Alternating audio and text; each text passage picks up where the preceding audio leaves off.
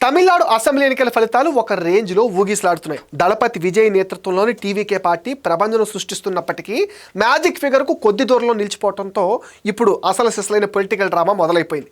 తమిళనాడులో ప్రభుత్వం ఏర్పాటు చేయాలంటే 118 సీట్లు సాధించాలి. ప్రస్తుతం ట్రెండ్ ప్రకారం విజయ్ పార్టీ 105 నుంచి 107 స్థానాల మధ్య ఊగిసలాడుతుంది. అంటే విజయ్ ముఖ్యమంత్రి పీఠాన్ని అధిష్ఠించాలంటే మరో 11 నుంచి 13 మంది ఎమ్మెల్యేల మద్దతు అనివార్యంగా కనిపిస్తుంది. చిన్న పార్టీలు లేదా స్వతంత్రుల మద్దతు తీసుకున్న ఈ గ్యాప్ భర్తీ చేయటం కష్టమే అన్నది విశ్లేషకుల మాట. రాజకీయాల్లో ఒక మాట మీద ఉండటం కష్టమని అంటూ ఉంటారు. ఎందుకంటే డిఎంకే, అన్నా డిఎంకే, బీజేపీలతో పొత్తు ఉండబోదని ఇప్పటికే విజయ్ కొండబద్దలు కొట్టారు. ఈ క్లిష్ట పరిస్థితుల్లో జాతీయ పార్టీ అయిన కాంగ్రెస్ విజయ్కు మద్దతు ఇచ్చేందుకు ఆసక్తి చూపుతున్నట్టుగా జోరుగా ఒక ప్రచారం కూడా సాగుతుంది. ప్రస్తుతానికి విజయ్ క్యాంపు సైలెంట్గా ఉన్నప్పటికీ లోపల మాత్రం పొత్తుల లెక్కలు స్పీడ్గా జరుగుతున్నాయి. ఒకవేళ కాంగ్రెస్ మద్దతు ఇస్తే విజయ్ సిద్ధాంతాలకు కట్టుబడి ఉంటూనే ప్రభుత్వాన్ని ఏర్పాటు చేసే ఆలోచన ఉంటుంది.